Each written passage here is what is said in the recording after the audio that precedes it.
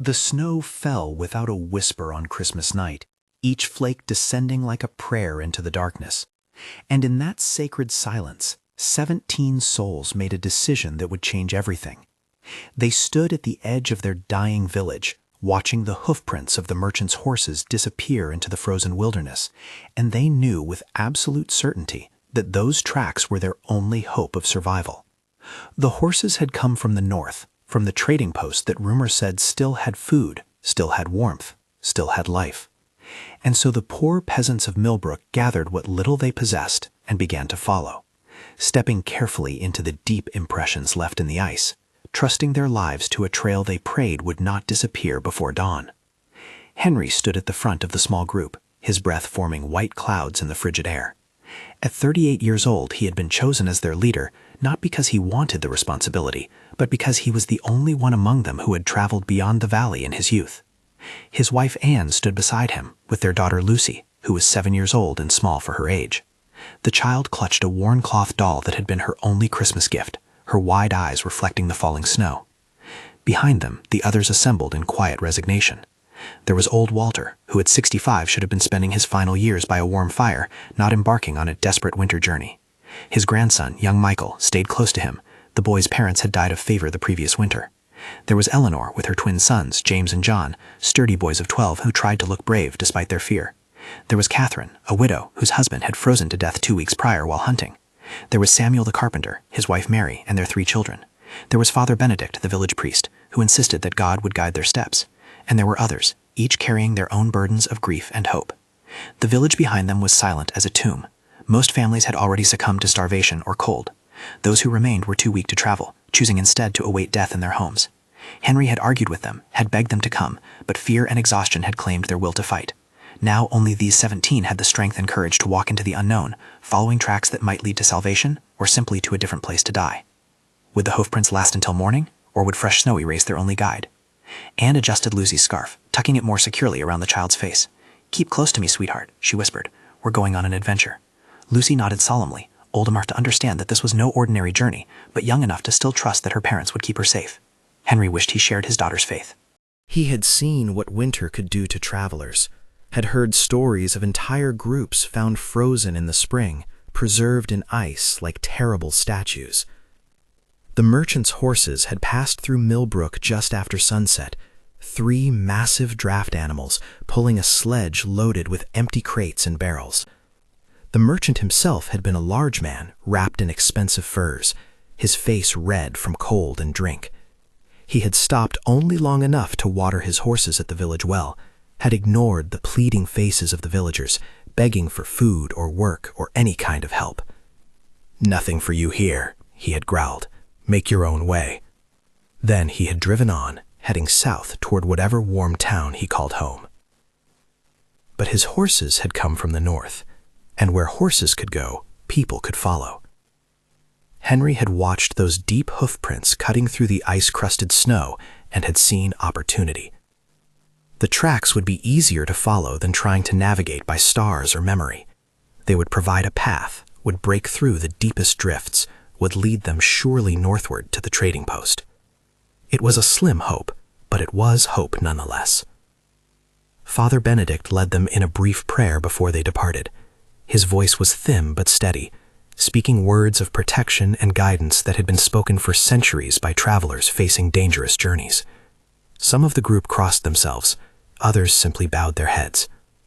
Henry noticed that several people were crying silently, whether from fear or from grief at leaving their homes forever, he couldn't tell. Then they began to walk, single file at first, each person stepping carefully into the deep hoofprints that cut through the snow. The prints were enormous, each one as large as a dinner plate, pressed deep into the icy surface by the weight of the massive draft horses. Henry led the way, testing each step, making sure the ice beneath would hold human weight. Anne came behind him with Lucy, then the others in a ragged line stretching back into the darkness. The night was absolutely still. No wind disturbed the falling snow, no animals called from the frozen forest. The only sounds were the soft crunch of their footsteps and the occasional whisper of someone encouraging a tired child. Henry found the silence both comforting and eerie.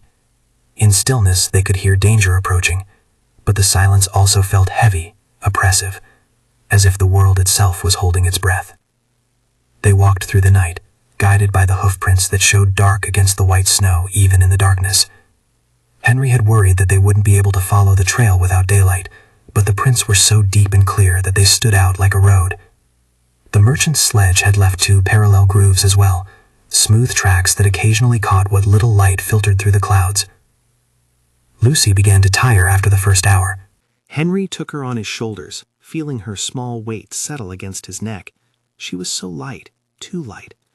They had all been rationing food for months, eating less and less as the stores dwindled. Lucy had been given the best portions, but even so, she had grown thin and weak. Henry could feel her bones through her coat. As dawn approached, the snow finally stopped falling. The world emerged from darkness into a gray twilight that revealed a landscape transformed. They had traveled perhaps 5 miles from the village, following the hoofprints through rolling hills and frozen meadows. Everything was covered in fresh white powder that sparkled faintly in the growing light. It would have been beautiful if it hadn't been so deadly. But had the hoofprints survived the night's snowfall clearly enough to continue following? Henry's heart lifted when he saw that the tracks were still visible, though somewhat filled in. The new snow had been light, and the depth of the original prints meant they were still clear enough to follow. He called a halt so everyone could rest and eat what little they had brought. Most families shared out small pieces of hard bread or dried meat. Some had nothing and accepted charity from those who did with grateful, embarrassed faces. Father Benedict moved among them, offering words of encouragement and blessing. Henry watched the old priest and felt a mixture of admiration and skepticism. He wanted to believe that divine providence would protect them, but his own faith had been tested by too many losses. Still, he recognized that faith was a powerful force, and if it kept people moving forward, then he would not question it. Young Michael sat close to his grandfather Walter, the boy's face pinched with cold. Walter was struggling, Henry could see that. The old man's breathing was labored, his movements slow and stiff. But Walter had insisted on coming, had declared that he would not die alone in an empty village. Better to die trying, he had said. Henry hoped it wouldn't come to that, but he prepared himself mentally for the possibility of losses along the way. After 20 minutes of rest, Henry got them moving again. The sun was rising somewhere behind the thick clouds, bringing a gray light but little warmth. The temperature was well below freezing and seemed to be dropping. Henry pulled his coat tighter and focused on the hoofprints stretching ahead of them. 1 step at a time, 1 mile at a time. That was all they could do. The landscape changed as they traveled north. The gentle hills gave way to rougher terrain with scattered stands of pine and spruce. The hoofprints led them along what must have been an old road, though it was impossible to see beneath the snow. Occasionally, Henry spotted other signs of the merchant's passage, a place where the sledge had scrapped against a tree, or where one of the horses had relieved itself, leaving yellow stains in the white snow. Eleanor's twin sons, James and John, were doing well. The boys were strong and energetic, treating the journey almost like a game. They ranged ahead sometimes, scouting the trail, then reported back to Henry about what they had seen. Their youthful energy was infectious, and Henry found himself grateful for their presence. Not all the children were faring as well. Samuel and Mary's youngest daughter, little Beth, was only 4 years old, and her father had to carry her much of the time. By midday, they had covered perhaps 8 miles. Henry knew they couldn't maintain this pace indefinitely, but he wanted to push as far as possible while everyone still had strength. The trading post was said to be 40 miles north of Millbrook, perhaps more. At their current pace, that meant 5 days of walking, 5 days in the brutal cold with minimal food and no real shelter. The odds were not good, but they were better than staying in the village to starve. Catherine, the widow, walked near the back of the group. She moved with a peculiar intensity, as if driven by something beyond mere survival. Henry had spoken with her before they left, had seen the emptiness in her eyes. She had nothing left except the will to keep moving. Her husband's death had broken something in her, and Henry worried that she might simply give up once the physical exhaustion became too great. But would any of them have the strength to help her if she faltered? As afternoon wore on, the clouds began to break up. Patches of blue appeared overhead, and suddenly the sun emerged, brilliant and cold. The effect on the snow was dramatic. What had been a dull white surface suddenly became a field of diamonds, each crystal reflecting and refracting the light. It was breathtakingly beautiful and painfully bright. Several people had to shield their eyes. Henry called another halt in the shelter of some pine trees. They had been walking for nearly 12 hours with only brief rests, and everyone was exhausted. The children were especially tired, several of them crying softly with fatigue and cold. Anne settled Lucy against a tree trunk and wrapped both their cloaks around the girl.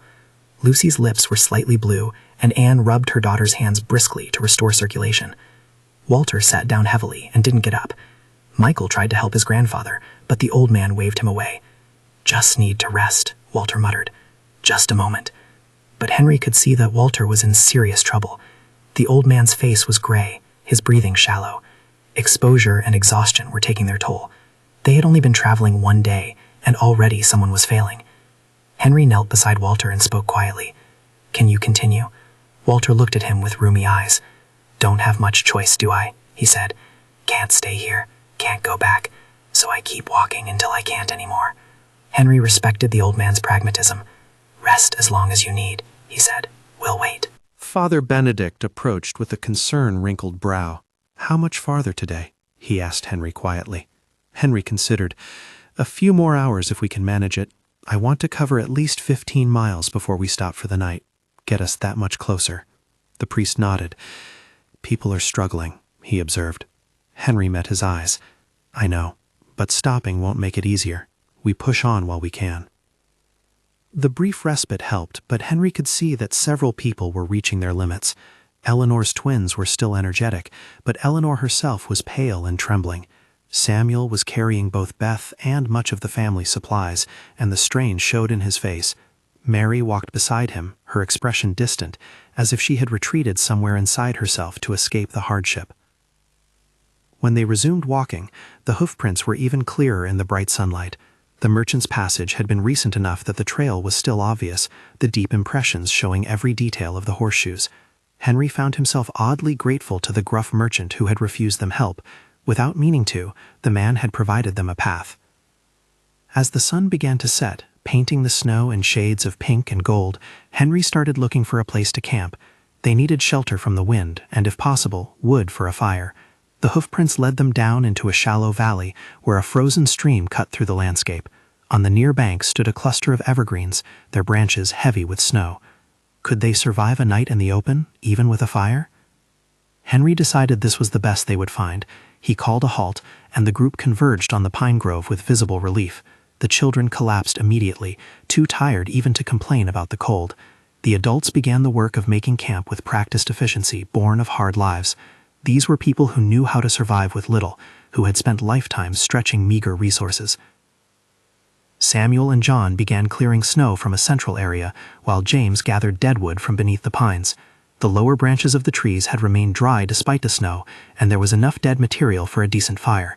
Henry helped Eleanor gather stones to ring the fire pit, while Anne and Mary unpacked what supplies they had. It wasn't much: some thin blankets, a few pots, the remains of their food stores. Father Benedict organized the children, getting them settled in a group where they could share warmth. Lucy sat with Beth and Michael, the 3 youngest huddled together under whatever coverings could be spared. The older children helped with camp tasks, hauling wood or packing snow around the windward side of their camp to create a small barrier. Getting the fire started proved difficult. The wood was dry enough, but the cold made everything harder.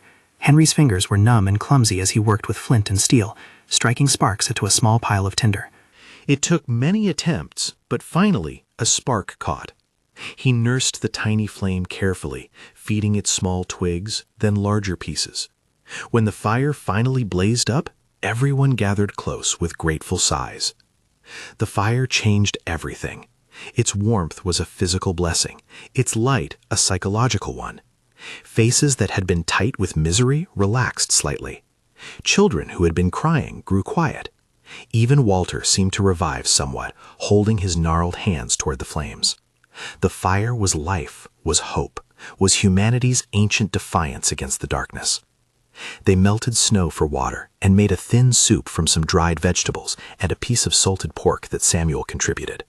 It was barely more than flavored water, but it was hot, and everyone got a share. They passed around 2 wooden bowls, each person taking a few sips before passing it on. No one complained about the meager ration. They were grateful to have anything at all. As night fell completely, they arranged themselves around the fire. Adults sat on the outer ring, with children protected in the middle. They had few blankets, so they shared body heat, pressing close together without embarrassment or self-consciousness. Survival stripped away normal social boundaries. Catherine ended up between Eleanor and Father Benedict, accepting their warmth as they accepted hers. Henry took first watch, volunteering to keep the fire fed through the early night. Anne and Lucy slept pressed against each other, Lucy's doll tucked between them. Henry watched his family sleep and felt a fierce protectiveness mixed with gnawing fear. Could he really get them through this? Could he lead 17 people across 40 miles of frozen wilderness with almost no supplies? What if he failed them all? The night was clear and bitterly cold. Stars emerged overhead in their thousands, sharp and bright against the black sky. Henry had never seen stars like these. Living in the village, there had always been some light, some haze. But here in the wilderness, with nothing but the small glow of their fire, the stars seemed close enough to touch. He picked out the North Star and felt reassured that they were still heading in the right direction.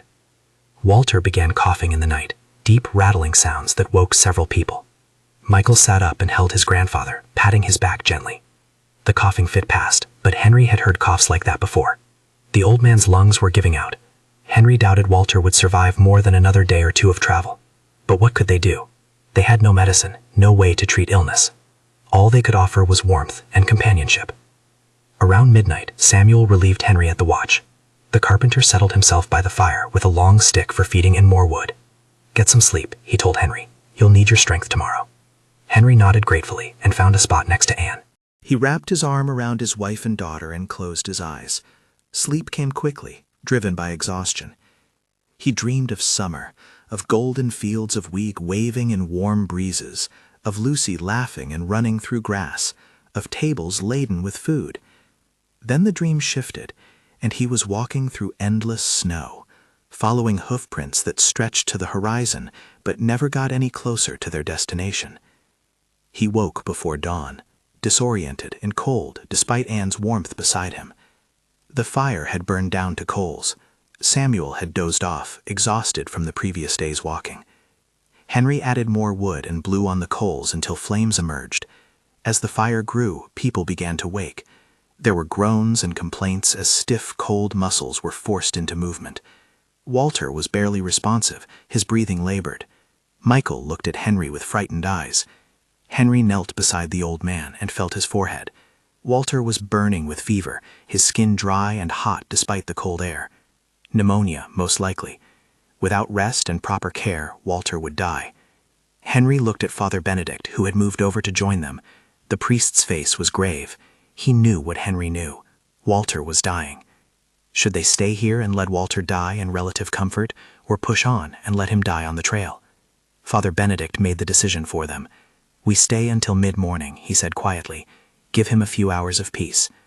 Henry wanted to argue that every hour they delayed was an hour of precious supplies consumed, but he couldn't bring himself to do it. Walter deserved dignity in his final hours. They would wait. The group accepted the delay without complaint. Some people seemed relieved to have extra rest. Others, sensing what was happening, gathered around Walter to offer their respects. The old man drifted in and out of consciousness, occasionally recognizing faces, sometimes speaking to people long dead. Michael never left his grandfather's side. Anne kept Lucy away from the dying man, distracting the girl with a game involving her doll. But Lucy was perceptive beyond her years. She looked at Henry with questions in her eyes, and he nodded slightly. She understood. Death was not new to any of them. They had all lost people to the brutal winter. Walter died an hour after sunrise. His breathing simply grew shallower and shallower until it stopped. Michael was holding his hand when it happened. The boy didn't cry, just sat very still, his young face frozen in an expression of loss too deep for tears. Father Benedict said prayers for the dead, while Henry and Samuel prepared the body. They wrapped Walter in his blanket and carried him a short distance from camp, laying him at the base of a large pine tree. They couldn't dig a grave in the frozen ground, so they covered the body with stones and branches, creating a simple cairn. Father Benedict blessed the grave, and each person said their own private goodbye. Then, because there was nothing else they could do, they left Walter behind and continued following the hoofprints north. Michael walked in stunned silence. Eleanor tried to comfort him, but he shook off her attempts at kindness. He simply walked, his eyes fixed on the trail ahead, his grandfather's walking stick gripped tight in his hand. Henry's heart ached for the boy. At age 10, Michael was now completely alone in the world. but would he survive long enough to grieve properly? The second day of travel was harder than the first. Everyone was stiff and sore from the previous day's exertion. Blisters and raw spots made every step painful. The cold seemed more penetrating, finding its way through clothes that had seemed adequate the day before, and the weight of Walter's death hung over the group like a shroud. The hoofprints remained clear, though. Henry was grateful for that. The merchant's horses had passed through perhaps 36 hours before, and the trail was still obvious. The deep impressions led them steadily north, sometimes following what must have been old roads, sometimes cutting across open country. The merchant had known where he was going, had traveled this route before. Henry trusted that they were being led true. By midday, they had covered another 7 or 8 miles. The landscape was changing again, becoming hillier, more heavily forested. The hoofprints led them through narrow valleys and over low ridges. It was harder walking, and progress slowed. Several times Henry had to help lift children over fallen logs or up steep banks, where the horses had simply stepped over obstacles too large for small humans. Lucy was riding on Henry's shoulders again, her small hands twisted in his hair for balance. She was a good child, never complaining, trying to be brave. But Henry could feel her shivering against his neck, could sense her exhaustion. How much longer could a 7-year-old endure this journey? Eleanor's twins were still maintaining their energy, but Eleanor herself was failing. She walked with increasing difficulty, her face drawn with pain. Anne noticed and fell back to walk beside her. "What's wrong?" Anne asked gently. Eleanor hesitated, then admitted quietly, "My feet. I think they're frostbitten." Anne made her sit down when they stopped for a brief rest and examined Eleanor's feet after removing her worn boots. The sight made Anne inhale sharply. 3 of Eleanor's toes were black. The women looked at each other in silent understanding. Frostbitten toes would become gangrenous. Without amputation and proper medical care, infection would spread. Eleanor would likely die. But they had no tools for amputation, no way to treat infection. All they could do was wrap the feet as warmly as possible and hope for a miracle. "Don't tell the boys," Eleanor whispered. Anne nodded. "We won't give up hope," she said firmly. But both women knew hope wasn't enough. Eleanor would need luck, would need her body's strength to fight the inevitable infection. The odds were not good. That night they camped in the ruins of an old shepherd's hut. 3 walls still stood, providing shelter from the wind. It was the best accommodation they'd had since leaving Millbrook, and everyone's spirits lifted slightly. Henry and Samuel managed to get a good fire going inside the partial structure, and the walls reflected the heat back, creating a relatively warm space.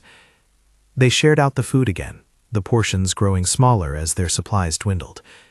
Henry calculated grimly that they had perhaps 2 more days of food, 3 if they rationed severely, and they were only halfway to the trading post, maybe less. They would be traveling on empty stomachs for the last days of the journey. He wondered if they would have the strength to make it. Father Benedict led evening prayers, and this time everyone participated. Even Henry, who had questioned his faith, found himself speaking the familiar words. In extremity, ritual provided comfort. The shared prayer created a sense of community, of unified purpose. They were not just 17 individuals struggling to survive. They were a group, bound together by shared hardship. Catherine spoke for the first time since Walter's death. "Do you think we'll make it?" she asked, her voice barely above a whisper. No one answered immediately. Then Father Benedict said gently, "We must have faith. God has led us this far. He will not abandon us now." Henry wanted to believe that, wanted to trust in divine providence. But he had seen too much suffering to blindly accept that they were being protected. Would faith be enough, or did survival require more than prayer?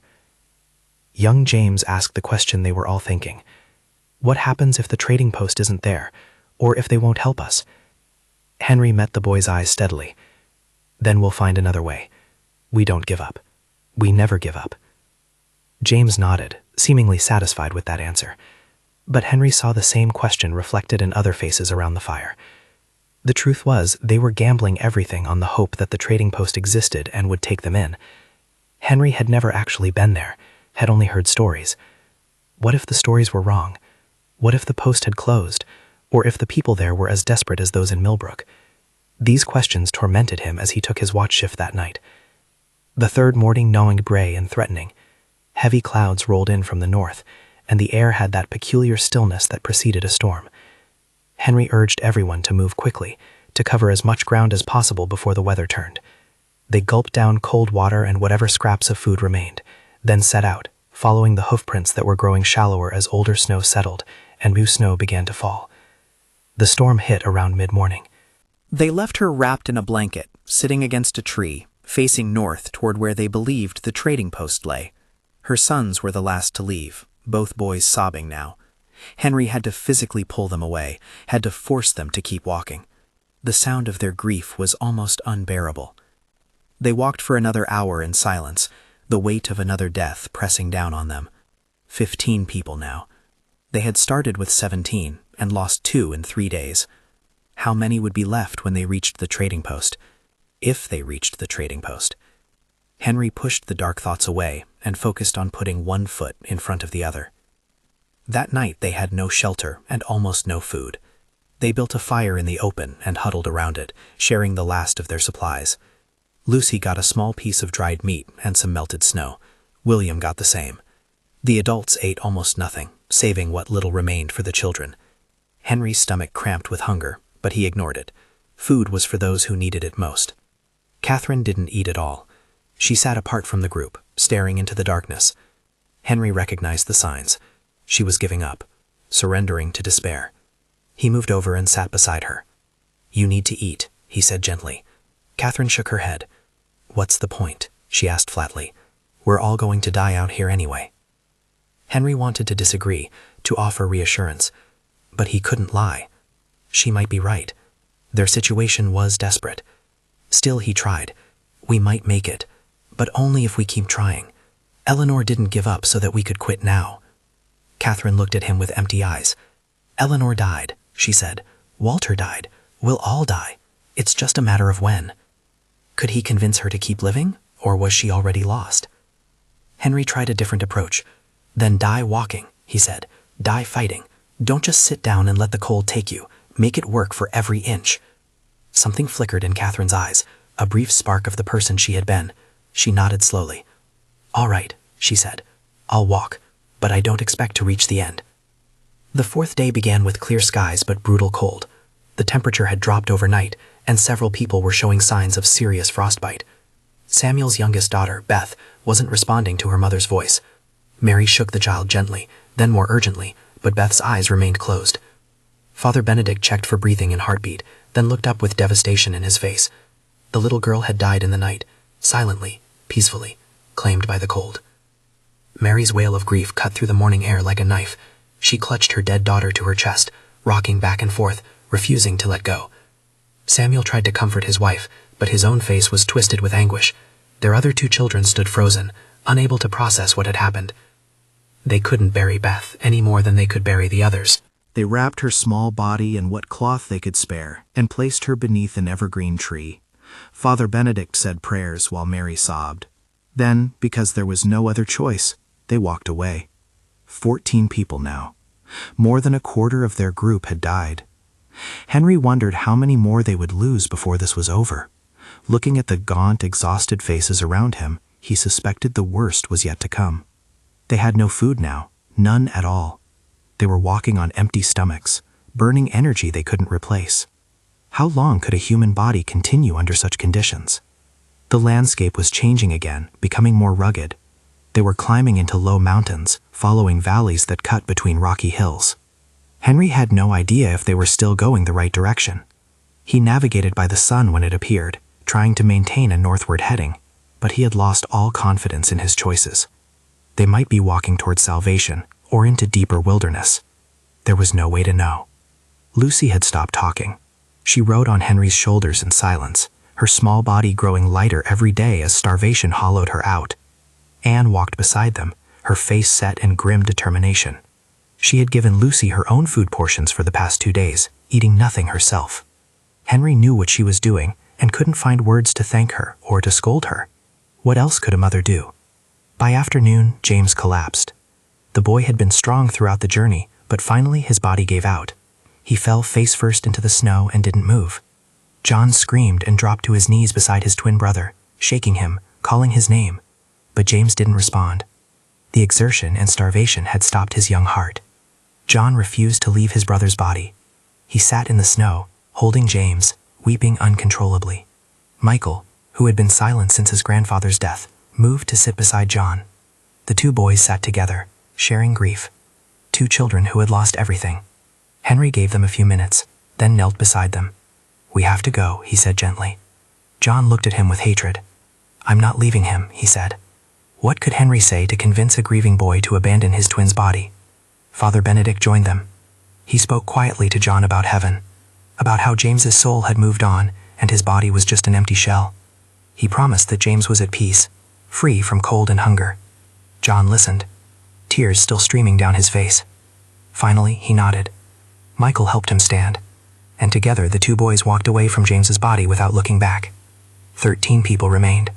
Henry did a mental count of who was left. Himself, Anne and Lucy, Samuel and Mary and their remaining 2 children, Father Benedict, Catherine, John and Michael, and 2 other families, the Clarks and the Thompsons, who had remained quiet throughout the journey, simply enduring. 13 souls still struggling forward through the frozen wilderness. That night they found another sheltered spot among rocks and trees. Henry gathered everyone together and spoke honestly. "We have no food," he said. "We're lost. We might not make it." He paused, looking at each face. "But we keep walking anyway. Tomorrow we walk, the next day we walk. We walk until we find help or until we can't walk anymore. That's all we can do." Father Benedict added his own thoughts. "We have come through great trials. We have endured terrible losses. But we are still here, still breathing, still hoping. That must count for something. We must trust that our suffering has meaning, that we will reach safety." Some people nodded. Others just stared into the fire with hollow eyes. The 5th morning, Catherine didn't wake up. She had died in her sleep, peacefully, her face calm. Henry felt a mixture of grief and relief. At least she hadn't suffered at the end. They left her body wrapped in her blanket and moved on. 12 people now. Anne was in bad shape. She hadn't eaten in 3 days, and the strain was showing. She stumbled frequently, her movements uncoordinated. Lucy walked now instead of riding on Henry's shoulders, her small hand gripping her mother's sleeve. The girl was eerily silent, conserving every bit of energy. Henry felt helpless watching his family deteriorate. He had led them into this wilderness, had promised to keep them safe, and now they were dying by inches. Around midday, Michael suddenly pointed ahead. "Smoke," he shouted. "I see smoke." Everyone stopped and looked where he was pointing. There, barely visible against the gray sky, was a thin column of smoke rising from beyond a low ridge. Fire meant people. People meant possible help. Henry felt a surge of desperate hope. "Come on," he urged. "We're almost there." They stumbled forward with renewed energy, climbing the ridge as fast as their weakened bodies would allow. And there, in the valley below, was the trading post, a cluster of rough log buildings surrounded by a wooden palisade. Smoke rose from multiple chimneys. There were people moving about in the compound, going about their daily business. It was real. They had made it. But would the people at the trading post help them or turn them away? Henry led the group down the slope toward the compound. As they approached, several people at the trading post noticed them and called out warnings. Men appeared on the palisade carrying muskets, watching the bedraggled group with suspicion. Henry held up his hands in a gesture of peace. "Please," he called out, "we need help. We've come from Millbrook. We're starving." A man who seemed to be in charge appeared at the gate. He was middle-aged, bearded, dressed in furs and leather.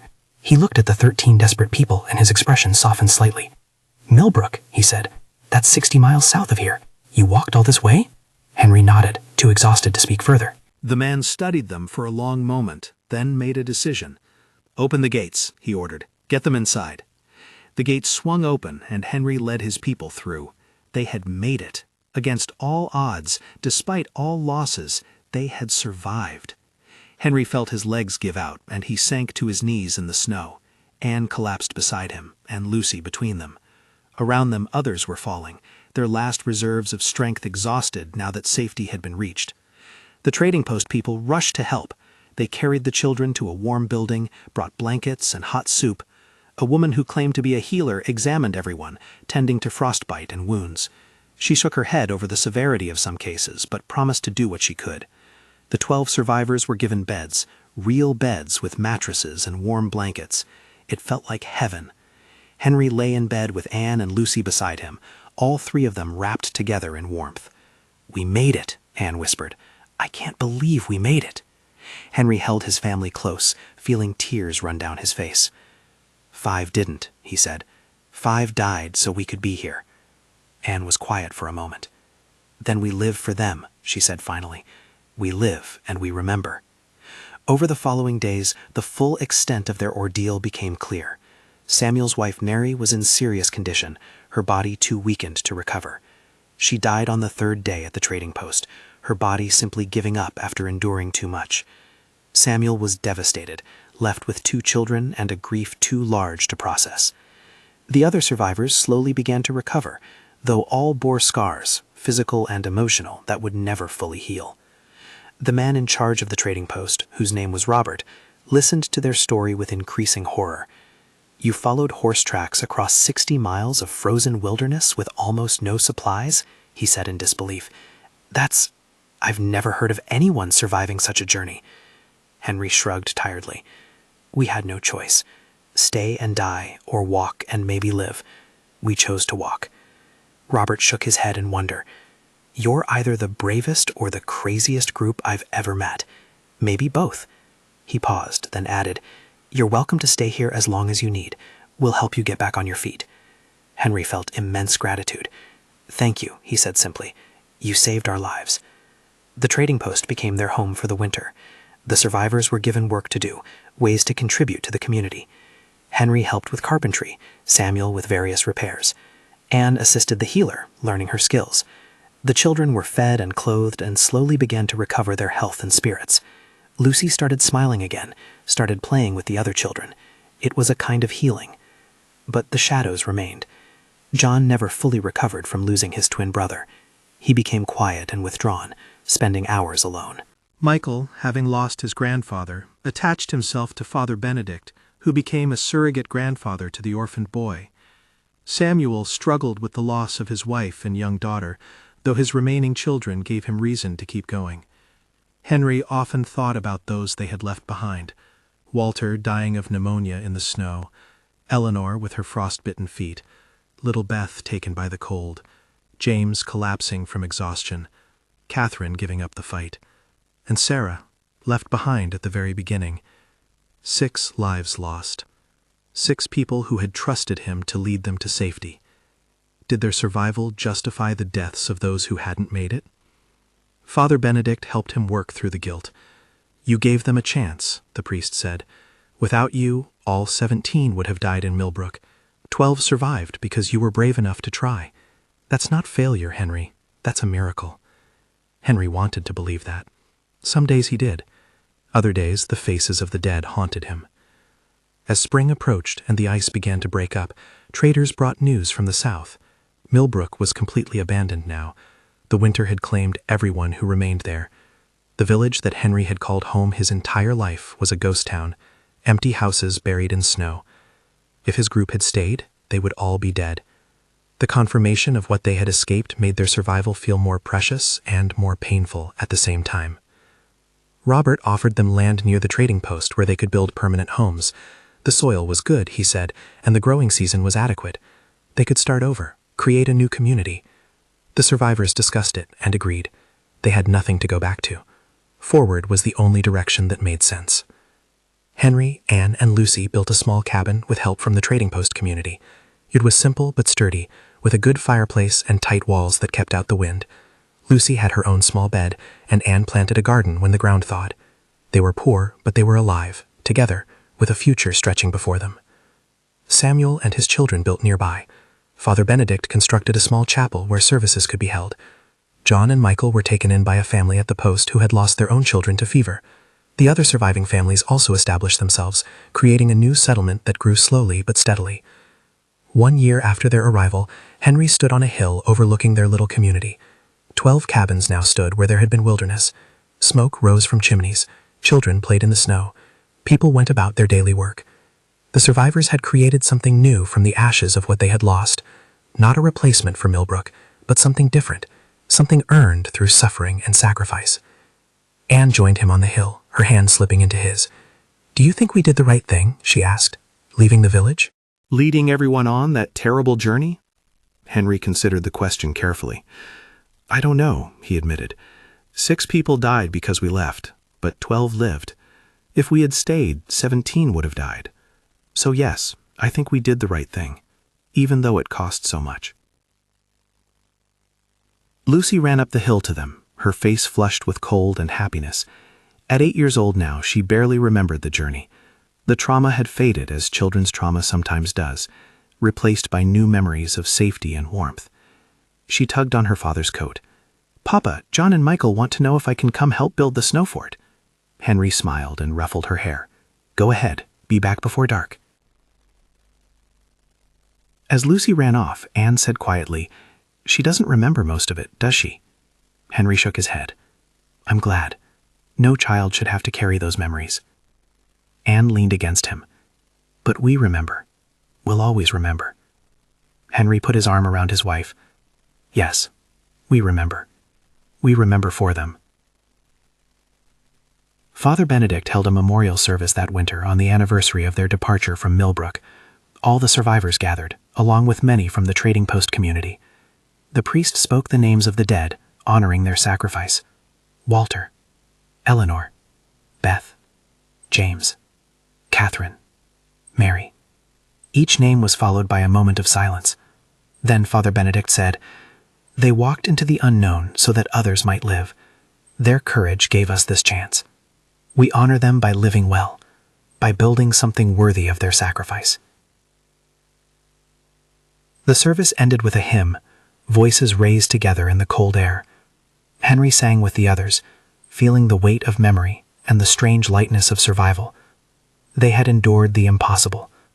They had followed horse tracks across frozen wilderness, guided by nothing but desperation and hope. They had lost almost half their number, but they had survived, and in surviving, they had won the right to continue. As the sun set on the anniversary of their departure, Henry looked at his family, at his friends, at the community they had built together. The journey had broken them in some ways, had left scars that would never heal, but it had also revealed their strength, their capacity to endure, their unwillingness to surrender, even in the face of certain death. The snow was falling again, soft and silent, just as it had fallen that Christmas night when they made their decision to leave. But now the snow fell on warm houses, on people who were safe and fed, on children who could play without fear. The snow was no longer an enemy, but simply weather, something to be managed and lived with. Henry thought about the hoofprints they had followed, that miraculous trail that had guided them through the wilderness. The merchant who had refused them help had inadvertently saved their lives. His horses had broken a path that weak humans could follow. Sometimes salvation came from unexpected sources. Sometimes survival required nothing more than putting one foot in front of another and refusing to give up. "What are you thinking about?" Anne asked, noticing his distant expression. Henry smiled. "About how far we've come. Not just the miles from Millbrook, but everything. We're different people now." Anne nodded. "We are. Harder, sadder, but also stronger. We know what we're capable of." Lucy returned from playing, covered in snow and laughing. She threw herself into her father's arms, and Henry caught her, lifting her up, grateful beyond words for her warmth, her life, her presence. This was what they had walked through hell to preserve. This moment, this joy, this simple human connection. As they turned toward home, toward the warm cabin and the hot meal waiting inside, Henry took one last look at the northern horizon. Out there, somewhere in the frozen wilderness, were the graves and cairns of those who hadn't made it. They were part of the land now, their bones feeding the earth, their spirits hopefully at peace. He would never forget them. None of the survivors would. They carried the dead with them always, a weight and a responsibility. But they also carried something else, hope. The knowledge that even in the darkest circumstances, even when all seemed lost, there was still a chance. You just had to be brave enough to take it, strong enough to endure, and stubborn enough to keep putting one foot in front of the other until you reached the other side. The snow fell silent on Christmas night, 1 year after their journey began. Henry stood at his cabin door, watching the flakes drift down in the darkness. For a moment, he was transported back to that first night, standing at the edge of Millbrook, watching the hoofprints disappear into the unknown. He had been terrified then, certain they would all die. But they hadn't all died. 12 had lived. 12 souls had followed a merchant's trail through 60 miles of frozen hell and had emerged on the other side. It wasn't a perfect ending. Too many had been lost for that. But it was an ending, and it was theirs. They had earned it, with blood and tears and more courage than Henry had known they possessed. Anne called him inside, and he went, closing the door against the cold. Inside, the cabin was warm and bright. Lucy was setting the table for dinner. The smell of cooking food filled the air. These simple domestic comforts, taken for granted in his old life, now seemed like miracles. To be warm, to have food, to be with family. These were the things that mattered, the things worth any sacrifice.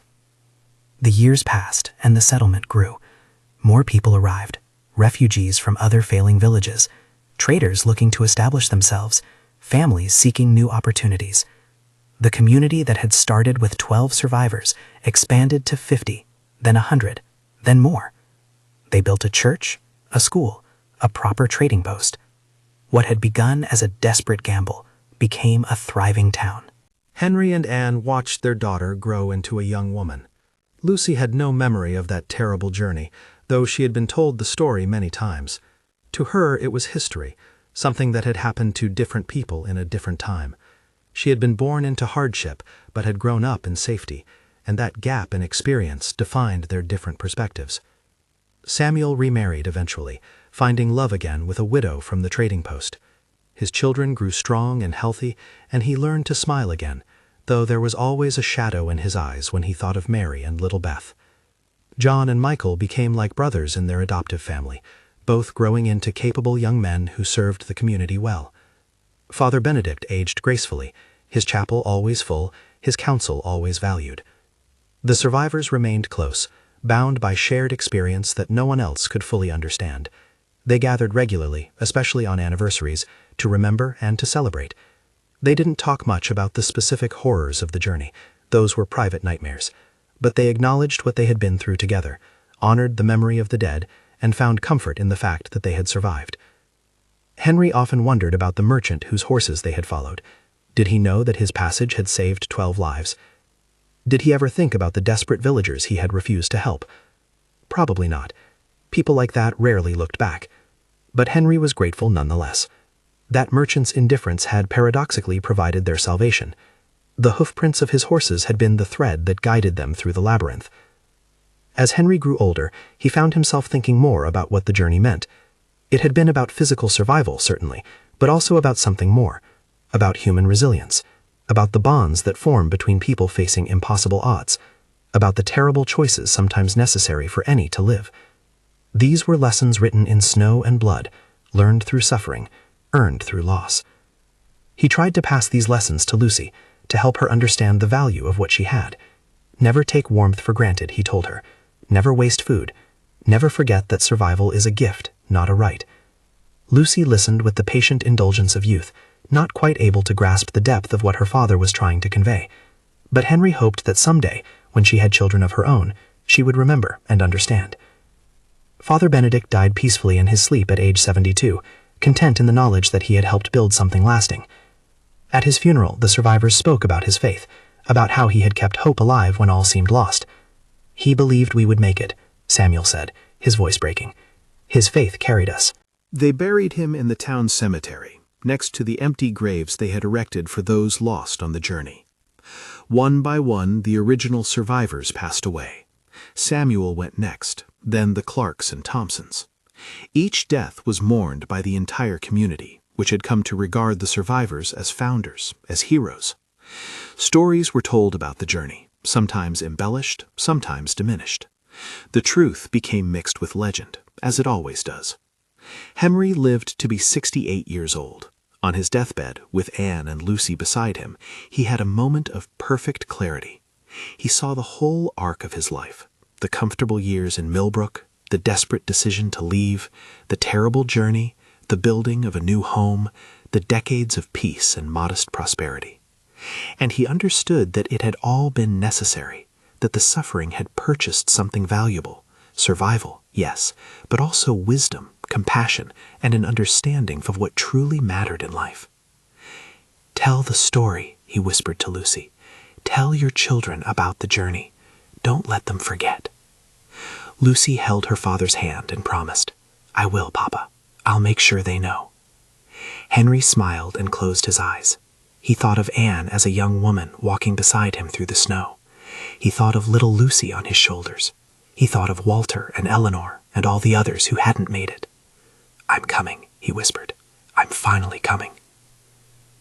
Anne died 2 months later, unable or unwilling to live without Henry. They were buried side by side, their graves marked with simple stones that bore their names and dates and one phrase: "They walked through winter and survived." Lucy tended the graves faithfully, bringing flowers in summer, clearing snow in winter, making sure her parents were remembered. Lucy lived well into her 70s, long enough to see the settlement become a prosperous town, long enough to see her own children and grandchildren established in the world her parents had fought so hard to reach. She told the story of the journey many times, always beginning the same way. As the silent snow fell on Christmas night, the poor peasants followed the trail of the horses through the ice. Her grandchildren would listen wide-eyed to the tale of desperate fight, of death and survival, of courage and sacrifice. They couldn't quite imagine the hardship she described. Their world was too comfortable, too safe.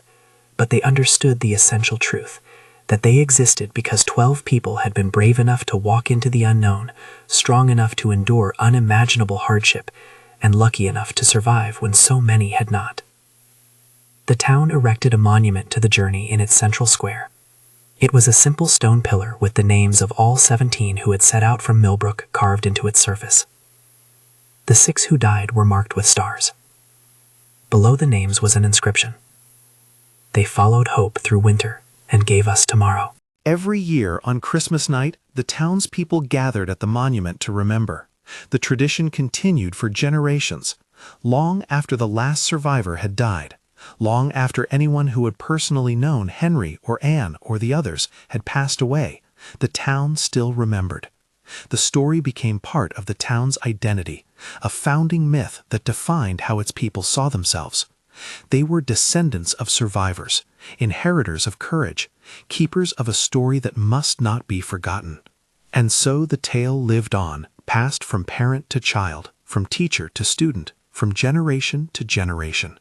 The details changed over time, that's the nature of oral history, but the essential truth remained, that on Christmas night, when snow fell silent and hope seemed lost, 17 poor peasants followed the trail of horses through the ice, seeking survival. 12 of them made it, and from their courage, their sacrifice, and their stubborn refusal to surrender, an entire community was born. The snow still falls silent on winter nights. The ice still forms thick and treacherous, but the town endures, warm and bright, a testament to what humans can accomplish when they refuse to give up. And if you listen carefully on quiet Christmas nights, some say you can still hear them, the 17 peasants walking through the snow, following hoofprints toward an uncertain future, their footsteps a whisper of determination that echoes across the years. This is their story. This is our story. And it will be told as long as people remember that survival requires more than luck or skill or strength. It requires the willingness to walk into the unknown, to endure what seems unendurable, to keep moving forward even when all seems lost. This is the lesson written in snow and sealed with sacrifice. Never give up, never stop walking, because somewhere beyond the horizon, beyond the darkness and the cold, there might be warmth, there might be safety, there might be home, and that possibility, however slim, is worth any journey. Thank you for listening to this story of survival, courage, and the unbreakable strength of the human spirit. If this tale moved you, if it made you think about what people can endure and overcome, please subscribe to our channel. We share stories like this one, stories of perseverance through impossible odds, of communities built from ashes, of hope that refuses to die, even in the coldest winter. Hit that subscribe button and join us for more journeys through history's most compelling survival stories.